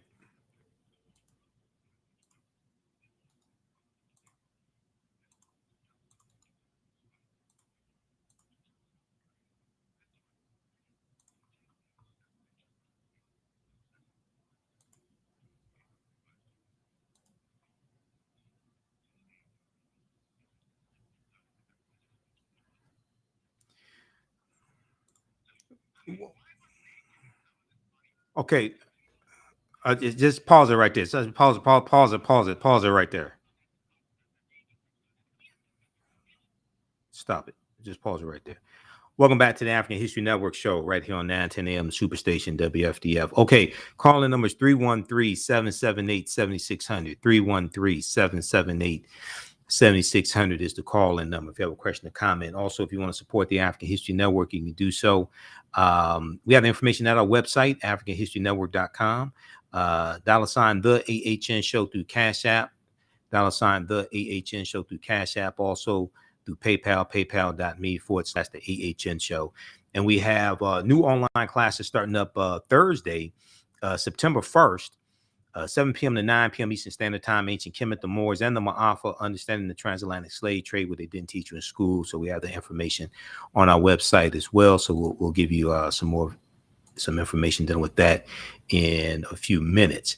Okay, now, right before the break, I was sharing this excerpt from the readout with Joanne Reed, and it's from August 24th, Wednesday, August 24th, 2022. She spoke with Ayanna Pressley, Representative Ayanna Pressley, who had a hand in shaping Biden's student loan forgiveness program. And then also she's speaking with former Republican Congressman Carlos Corbello, who makes no sense whatsoever. Now, Carlos Corbello brought up the point, well, what about future students? What are they doing to curtail the cost of college and things like this? All right. Well, Carlos, Chuck, if you go to the 12-page fact sheet from the White House that was released on August 24th, they discussed that. That's point number 3 here in the fact sheet. Now, when I did my 2-hour presentation on the 2-hour video on Wednesday, breaking these policies down, we discussed this. So fact sheet, President Biden announces student loan relief for borrowers who need it most, August 24th, 2022 at whitehouse.gov. A 3-part plan delivers on President Biden's promise to cancel $10,000 of student debt for low to middle income borrowers. All right. So part 1 is, if we go through this, look at this, okay, page 3, and we look at, okay, they talk about the 3-part plan. Today, President Biden is announcing the 3-part plan to provide more breathing room for working families as they continue to recover from the strains associated with the COVID-19 pandemic. This plan offers targeted debt relief as part of a comprehensive effort to address the burden of growing college costs and make the student loan system more manageable for working families. The president is announcing that the Department of Education will. So 1, provide targeted debt relief to address the financial harms of the pandemic, fulfilling the president's campaign commitment. 2, make the student loan system more manageable for current and future borrowers. Make the student loan system more manageable for current and future borrowers by cutting monthly costs in half for undergraduate loans, from 10% to 5% discretionary income, fixing the broken public service loan forgiveness program by proposing a rule that borrowers who have worked at a nonprofit organization, in the military, or in federal, state, tribal, or local government receive appropriate credit toward loan forgiveness. This is something the Zoom call I was on with the White House, I was on with Ashley Harrington and Erica Lowe, dealing with they deal with the education department, and they were dealing with the student loan forgiveness program. So I was on the Zoom call with them Friday, and this is something that they talked about, the changes to the public service loan forgiveness program. And we've been talking about that here on this show. Changes were made back in March 2022. So up to 1 million people can have their loans forgiven because they work for a nonprofit organization, they're in the military, they work for the federal government, state government, etc. Okay. You want to go to pslf.gov, pslf.gov for more information on that. Now, these improvements will build on temporary changes the Department of Education has already made to the PSLF, Public Service Public Service Loan Forgiveness Program. Okay. Prior to on the call I was on Friday, they said prior to the changes in March of 2022, only 7,000 people had their loans forgiven through this program. Because of the changes made in March 2022 by the Department of Education, Secretary of Education Miguel Cardona, 175,000 public servants have already had more than $10 billion in loan forgiveness approved since March of 2022. Since March of 2022, you go from 7,000 prior to March 2022 under the Trump administration to 175,000 just from March 2022 to August, almost into September. $10 billion in loan forgiveness already approved. So already before the announcement, August 24th, the Biden-Harris administration has already forgiven $32 billion in student loan debt. Okay, $32 billion in student loan debt. Okay, so then you have, let's go back to this here. And there was a piece from the Department of Education on that also. We'll try to pull that up as well, because I have that information. I have a ton of information. Number three, this addresses Carlos Carbello, the Republican, okay, because Republicans are not really doing anything to fight against this. They're just complaining. Number three, part of Biden's plan, part of this announcement, protect future students and taxpayers by reducing the cost of college and holding schools accountable when they hike up prices. Protect future students and taxpayers by reducing the cost of college and holding schools accountable when they hike up prices.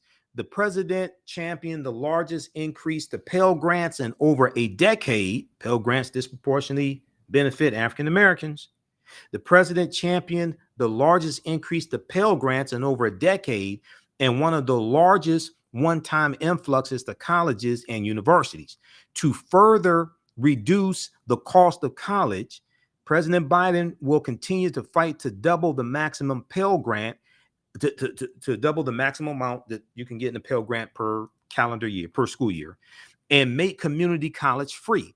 Meanwhile, colleges have an obligation to keep prices reasonable and ensure borrowers get value for their investment, not debt they cannot afford. The administration has already taken key steps to strengthen accountability, including in areas where the previous administration weakened rules, especially with for-profit colleges, because the Trump administration was horrible when it came to regulating for-profit colleges. They loosened a lot of the restrictions that were put on for-profit colleges by the Obama administration, Obama-Biden administration.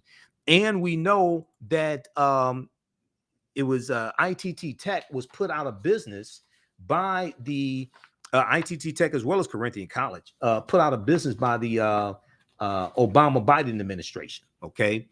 All right. The Department of Education is announcing new efforts to ensure student borrowers get value for their college costs. but also Congress can do a lot when it comes to regulating the high cost of college as well. Okay, so check this out. This is 12 pages because I printed it out. I know it's 12 pages. Fact sheet: President Biden announces student loan relief for borrowers who need it most. This is at whitehouse.gov, one of the most powerful websites. Ton of information. Let's go back to this clip. Giovanni. This is from the Readout with Joanne Reed.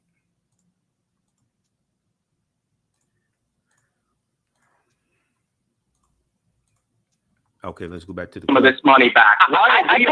I taught at a couple colleges. I can tell you, college professors are not, and my mother was a college professor. They ain't getting rich doing that. But let me ask you this question: did you feel the same way about the PPP system? Because under the former president, Donald Trump, billions, trillions of dollars was given away to big corporations, to the airline industry.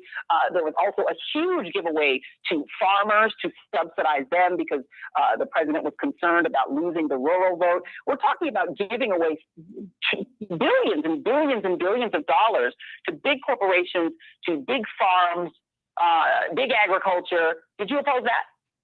Yeah, that program was deeply flawed. And by the way, the fact that a lot of wealthy families, a lot of retirees who really didn't need it, my parents, for example, they're not wealthy, but they're okay. I mean, they have Social Security. They have, my dad has a pension. He got checks from the government during COVID. They didn't need it. All these programs, Joy, they create more inflation. And by the way, for Democrats who are on a little bit of a win streak here and building some momentum, now they make this decision that is going to create more inflation, more demand for goods, because it's basically neither of us are economists, and there are sort of people on both sides of that. But I do have to ask you a question, because you are from Florida, and I was in Florida, so I got to ask you a Florida question. I need to play for you the current governor. I'm a little bit of a different turn here. Here's the current governor of your state. Take a look. I'm just sick of seeing him. I know he says he's going to retire. Someone needs to grab that little elf and chuck him across the Potomac. Is that appropriate? I don't think so, Joy. And I mean, that's the culture that Donald Trump has promoted inside the Republican Party and to some degree in this country. And that's regrettable. That kind of rhetoric. I know why the governor's doing it. He wants to signal to the Trump base that he's with them and that, he's one of them. But that's not my style, never has been. I don't think it's appropriate. Carlos Cabello, I love that we can end on a note of agreement. All right, Thank you very much. Pause it right there. Okay, so Carlos, number one, pause it right there. Okay, number one, Governor Ron DeSantis was talking about Dr. Anthony Fauci, and Dr. Anthony Fauci announcing that he's retiring. He calls him a little elf, but Ron DeSantis is 2 inches taller than Dr. Anthony Fauci. Number two, Carbelos talked about his father getting the check for COVID and things like this. Now, I don't think he was talking about, he didn't say it was for a business. He may have just gotten the personal check, but that's different than the paycheck protection loans that businesses got. That's entirely different. We'll continue this on the other side of the break. Listen to the African History Network show. I'm Michael Imhotep. We'll be back in a few minutes.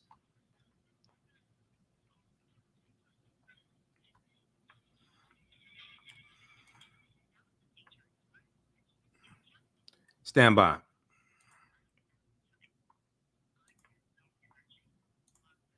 Get back from break in 4 minutes.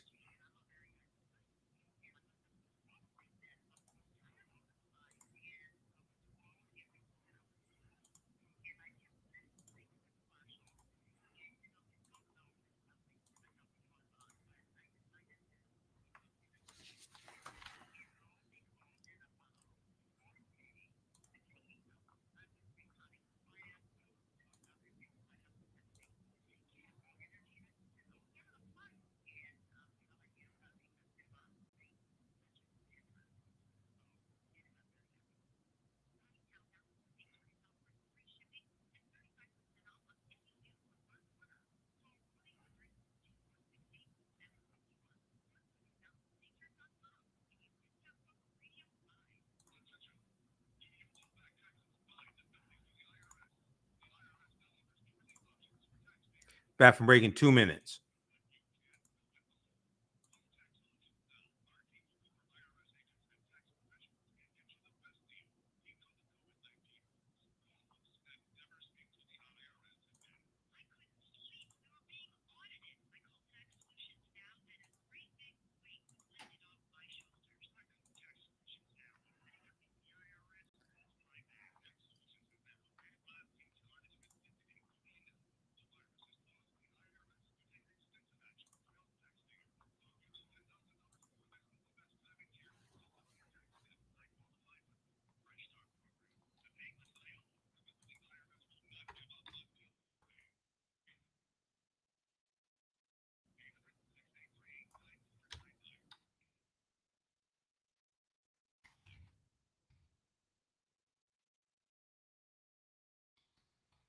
Back from break in 1 minute. Stand by.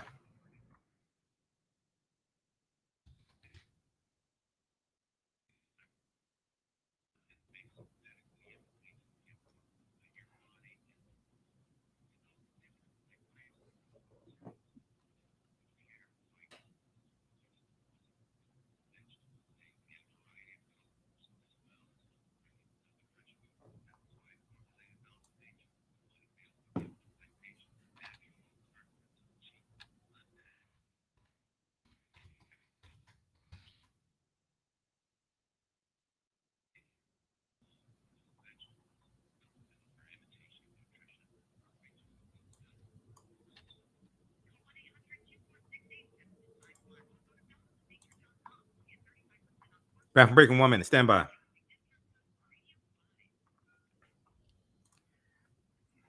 Welcome back to the African History Network show right here on 910 AM Superstation, the Future Radio. Okay, we have new classes starting up on Thursday, September 1st, and we have the information at our website, TheAHNShow.com. Let me refresh the screen. TheAHNShow.com. We have Ancient Kemet, the Moors, and the Ma'afa, Understanding the Transatlantic Slave Trade, what they didn't teach you in school. This is it's going to be an 8-week online class. This time around, we're going to restructure it, and there's going to be more information because new things keep happening. But it's on sale $80, regular $130. Starts up, class number 1 starts up Thursday, September 1st. You can watch them around the world. We're doing this 7 p.m. to 9 p.m. Eastern Standard Time. You can pay by debit card, credit card. We have the information right on the homepage of our website, TheAfricanHistoryNetwork.com, TheAfricanHistoryNetwork.com. And we also have a bundle pack where you get that class and from the Civil War to the Civil Rights Movement and Black Power, 1865 to 1968. The classes are regularly $130 each. They're on sale, $80 each for a limited time only. If you register for both classes, we have a bundle pack. You get both classes for $130. We do the sessions live. All the sessions are archived and recorded. You can go back and watch them anytime, a year from now, 2 years from now. You can go back and watch the entire class. And if you've taken any of my online classes in the past, email me at TheAHNShow@gmail.com, TheAHNShow@gmail.com, or email me through the website. And you'll get 50% off. Okay, you get 50% off on the classes. All right. I want to go back to this here. Okay, so during the break, I had this up on the screen here. This deals with what I was referencing, dealing with ITT Tech. So you remember you used to see the commercials at ITT Tech, and you can come here, come to school, you learn computer science, learn technical skills, things like this. ITT Tech was put out of business by the Department of Justice. Department of Education, actually under President Obama. This is from ed.gov, which is the Department of Education, ed.gov. Education Department approves $3.9 billion group discharge of 208,000 borrowers who attended ITT Technical Institute. Okay, so a lot of student loan forgiveness has been going on already before this announcement, August 24th. $32 billion has already been forgiven under the Biden-Harris administration. We've been covering this here on the African History Network show. Department also initiates the formal process to recoup approved borrower defense claims from DeVry University as well. DeVry University has come under scrutiny from the Department of Education also. So if you scroll down here to the bottom, because I know there's a lot of people on social media saying, forgive student loan debt, forgive student loan debt. A lot of student loan debt forgiveness was already taking place. You just don't read. This is part of the problem. People run their mouths and don't read. This right here at the bottom of this memo from the Department of Education, the nearly $32 billion in student loan relief approved to date includes $13 billion for 1 million borrowers whose institutions took advantage of them through discharges related to borrower defense and school closures, $9.6 billion, almost $10 billion for 175,000 borrowers through the Public Service Loan Forgiveness Program, which I've talked about before. And when I guest hosted on Roland Martin Unfiltered, guest hosted for Roland a few months ago, I made it a point to talk about an additional round of student loan forgiveness that was taking place because of the public loan service forgiveness program. Because a lot of our people don't know these programs exist. $9 billion in total and permanent disability discharges for more than 425,000 borrowers. So already before the announcement made Wednesday, August 24th, 2022, already you had, it's about 1.6 million people who've already had $32 billion in student loans forgiven under the Biden-Harris administration. Once again, elections have consequences. Okay, so check this out at ed.gov, Department of Education's website. Education Department approves $3.9 billion group discharge for 208,000 borrowers who attended ITT Technical Institute. Okay, now I want to go back to this article here from ABC News. They have some good information. This article, once again, from ABC News, deals with how this is benefiting the African-American community. It's benefiting us a lot. We're going to clip 3 in just a minute from Simone Sanders on Instagram with Reese Colbert. We're going to clip 3 in just a minute, Giovanni. More Black students take out loans than white students, 71% compared to 56%, according to the research organization Education Data Initiative. Black college graduates owe $25,000 more in student debt on average than white graduates, the Department of Education found. And 4 years after graduation, 48% of African American graduates owe an average of 12.5% more than they borrowed, according to the Education Data Initiative. African-American students make up 72% of Pell Grant recipients, according to the Department of Education. 72% of Pell Grant recipients are African-Americans. This is huge. So when you talk about increasing the maximum amount that you can get in a Pell Grant during the academic year, that disproportionately benefits African-Americans. When you talk about forgiving up to $20,000 in debt, if you had a combination of Pell Grants and student loans, that disproportionately benefits African Americans. Now, a typical African American borrower will see his or her loan balance cut nearly in half, and more than 1 in 4 Black borrowers, will have their balance forgiven in full. So all you Simple Simon ass people out there that don't read Sugar Honey Iced Tea, but choose to open your mouth anyway and want to this is FCC regulated radio. What word can I use? Want to diminish or diss or speak negatively about this program, you should do some research before you open your mouth. Now, African-American women in particular carry a disproportionate burden of student loan debt. They hold nearly 2/3 of the nearly $2 trillion, 1.7 trillion outstanding student loan debt in the U.S., according to data from the Census Bureau.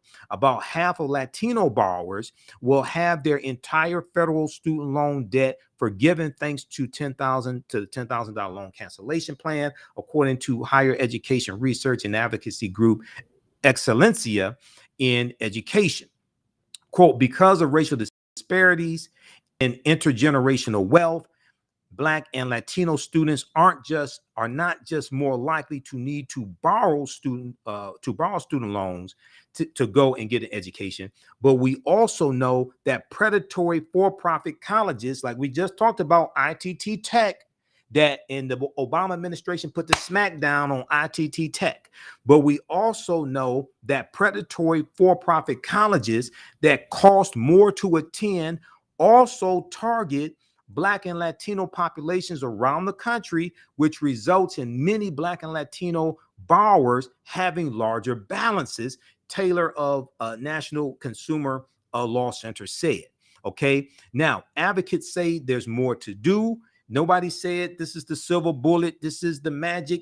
Nobody claimed that President Joe Biden is your student loan forgiveness genie. Okay. Or your student loan forgiveness sugar daddy, or however you want to phrase it. Nobody said he's just going to make all student loan debt disappear. He's not the David Copperfield or the David Blaine of student loan forgiveness.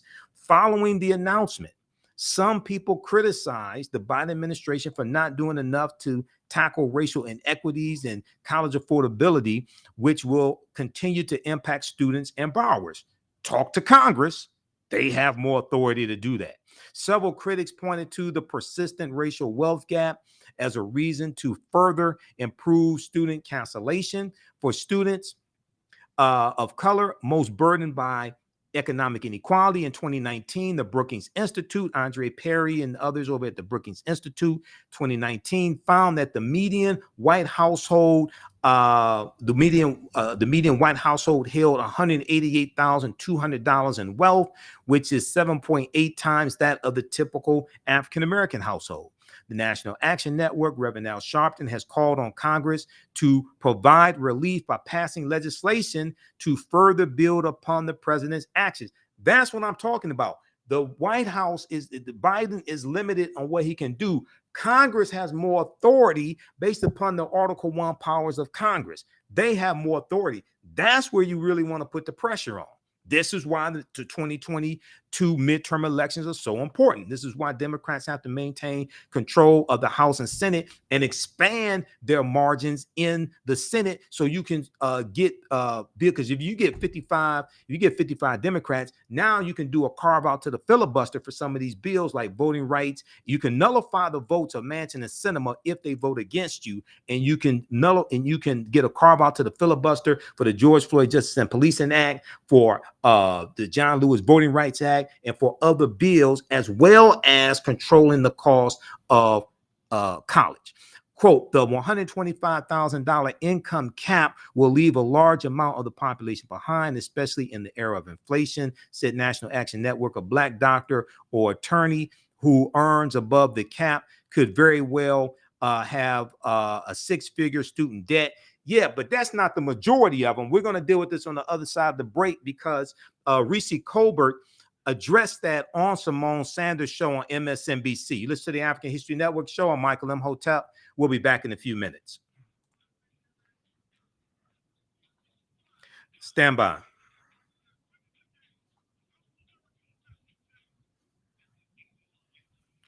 Stand by. Okay, back from break in 4 minutes.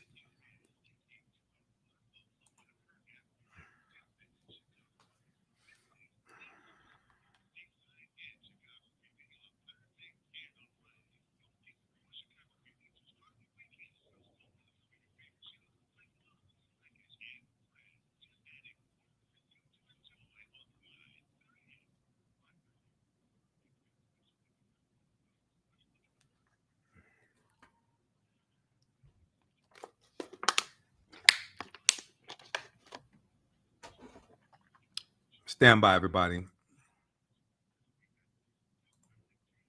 Back from break in 3 minutes.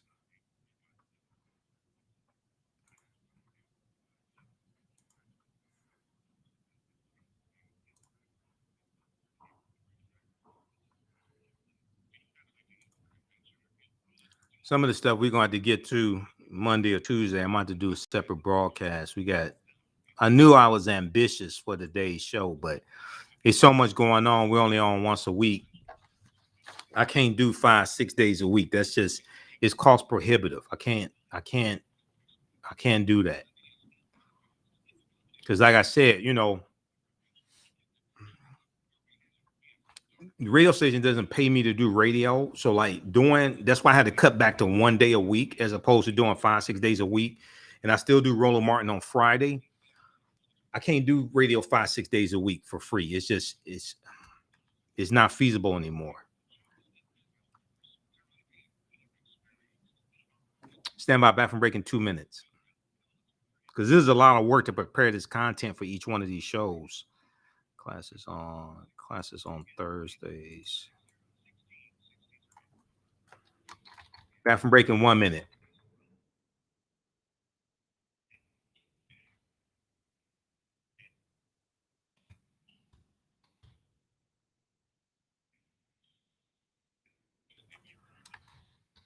Class starts Thursday, September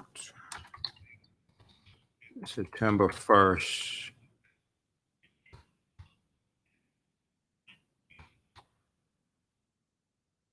Back from break in 1 minute.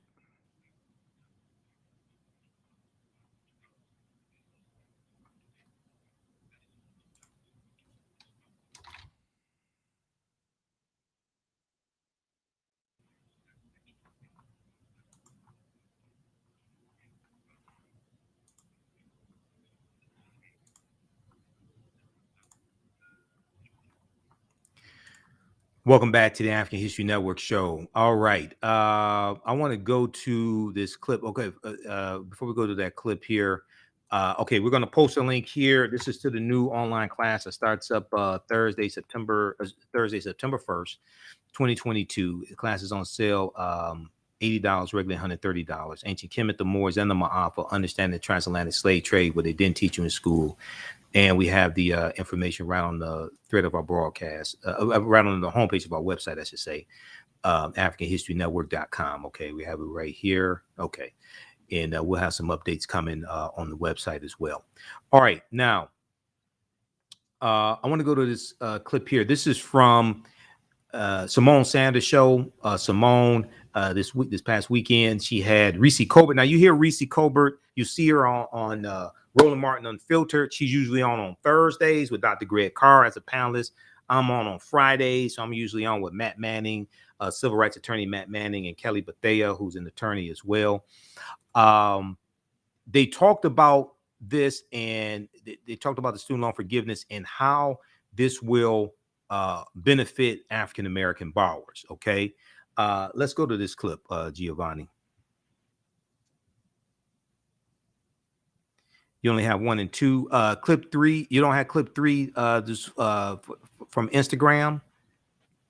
I thought I sent you. Clip. No, I do not. You don't have clip 3. Okay, hold on. Let me send you. Let me send you clip 3 just a second, because we want to make sure we get that in. Okay, clip 3. Clip 3 is a short one, and this was because Reese had this on her Instagram page. She was on Simone Sanders show, Simone on MSNBC. Okay, I'm sending it to you now. It's only about 2 minutes, something like that, 2 or 3 minutes. I want to play the entire clip. Also, check out the this right here. This is on Twitter. This deals with the who is this? Dr. Antifa Witch on Twitter. Posted the names of a lot of these Republicans who are complaining about student loan forgiveness, and they got huge paycheck protection loans forgiven. Matt Gaetz, Republican, Florida, he got $476,000 in loans forgiven for like his family's businesses. Marjorie Taylor Greene, $180,000 forgiven. Greg Pence, Republican of Indiana, $79,441. Vern Buchanan, $2.8 million for his businesses forgiven. Kevin Hearn, Republican of Oklahoma, $1,070,000. Roger Williams, Republican from Texas, $1.4 million. Brett Guthrie, Republican from Kentucky, $4.3 million. Ralph Norman, Republican, South Carolina, $306,000. Okay, and it continues. And you got people like this complaining about the student loan forgiveness of $10,000 to $20,000. Let's go to this clip, please.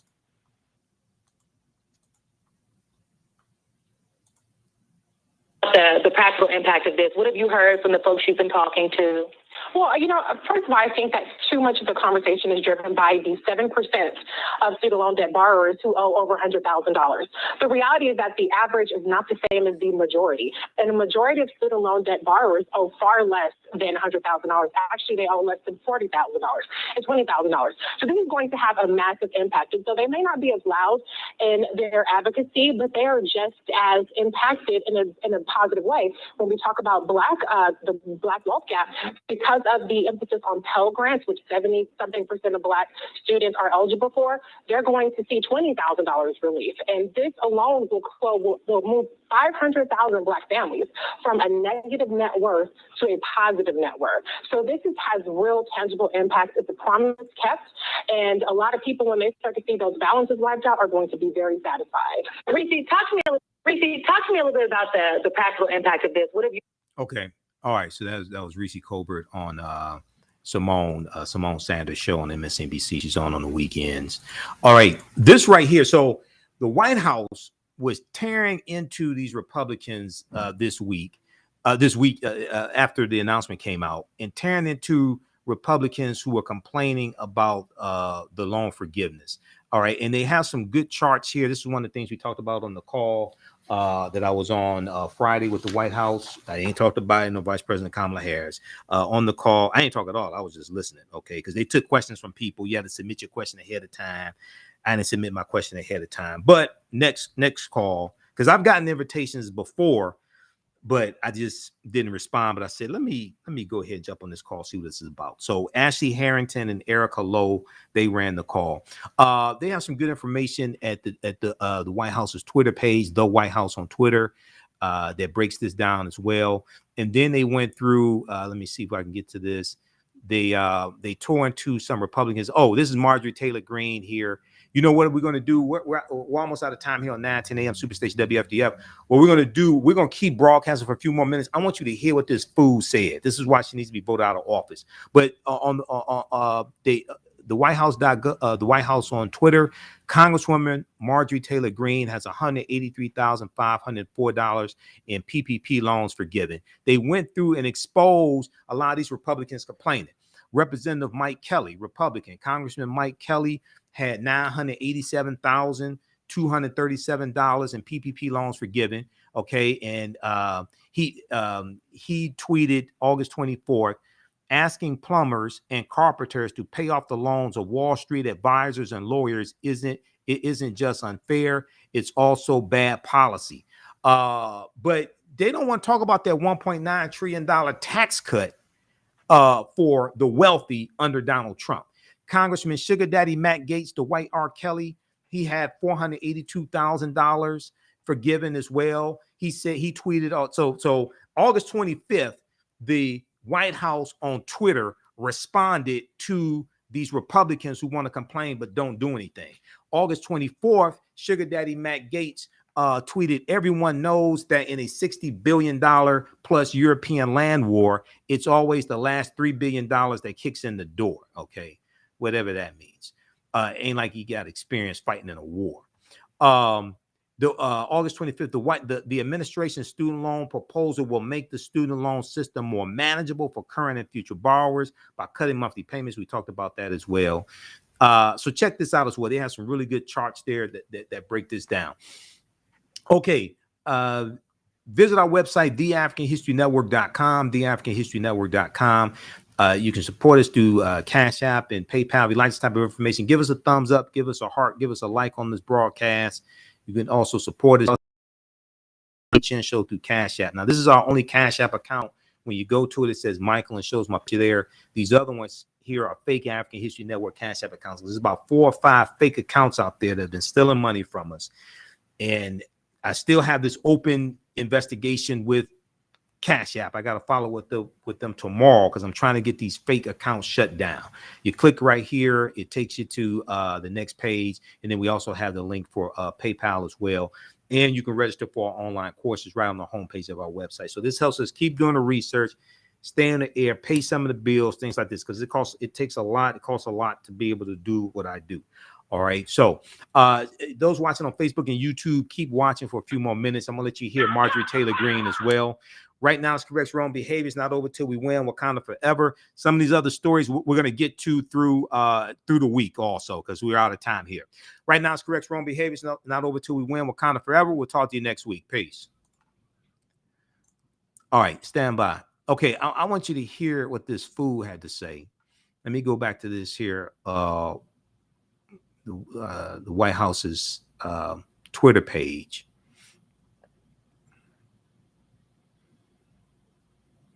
They talked to, okay, so they had this clip of Marjorie Taylor Greene. She was on Newsmax, okay? Newsmax is more right-wing, is more MAGA than Fox News. She was on Newsmax. Okay, so I'm gonna play this clip. I want you to hear what this fool had to say. Let me bring up this graphic here also. Because she was getting exposed by NBC News has a good article dealing with this, as well as let's bring up the article from NBC News here. There was one from NBC News and one from businessinsider.com also. So let's I want to show you this article here from NBC News. Just a second here. We've got where is that? It's in response to Republicans. CNBC.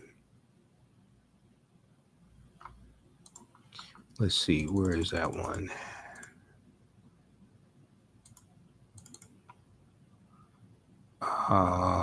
Okay, hold on. I'll bring it up here in just a second. Let me go to this clip.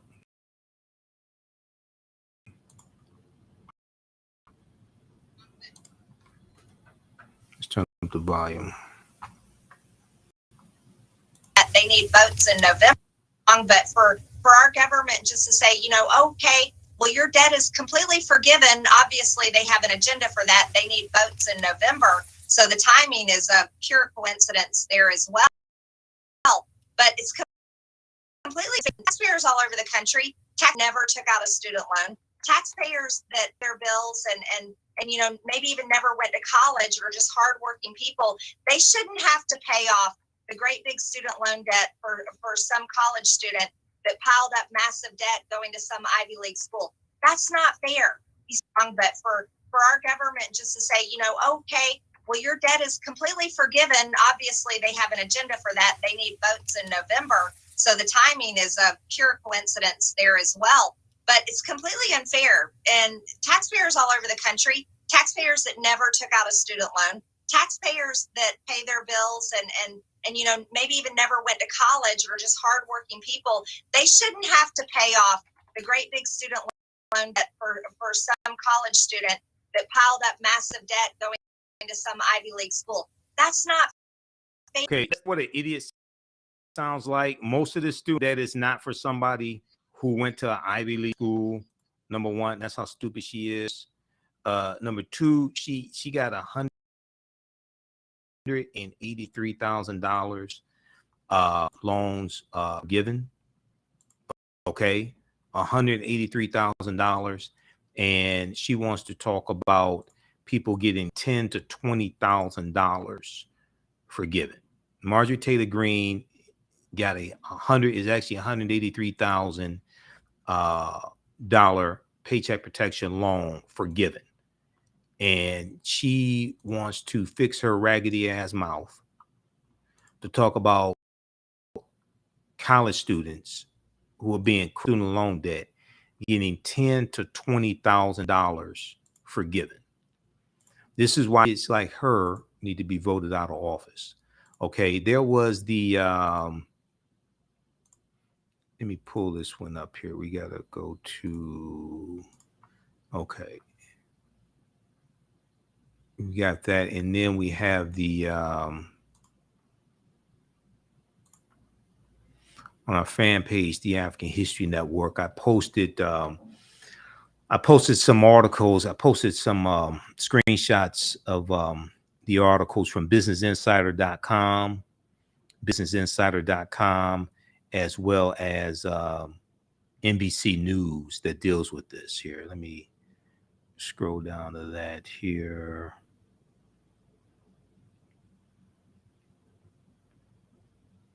Okay, hold on. I want you to see this. I didn't get a chance to save it. I did the screenshot with my smartphone, so I did not get it. It's been hectic this weekend. I did not get a chance to save it to the hard drive of my computer. Okay, so this one right here, White House sheds light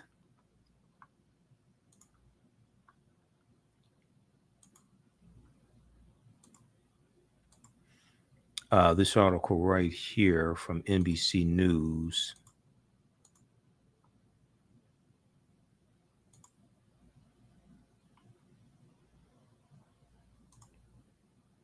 Let's pull this up here.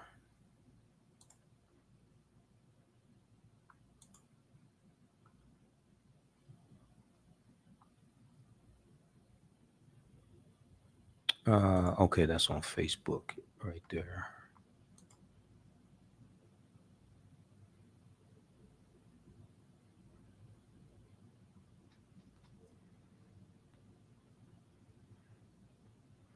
Okay, this one right here. White House shines light White House shines light on Republicans who are criticizing student debt cancellation after getting their PPP loans forgiven. And they talk about Marjorie Taylor Greene. And let me see, I think we had the link here for this article as well. All right, hold on, man. This computer's running slowly. I got to get a new computer too.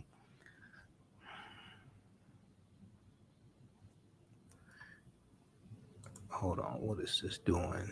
Stand by just a second.